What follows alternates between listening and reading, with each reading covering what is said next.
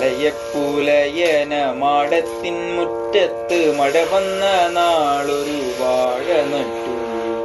മനതാരിൽ ആശകൾ പോലതിലോരോരോ മരതകക്കൂമ്പു പൊടിച്ചു വന്നു.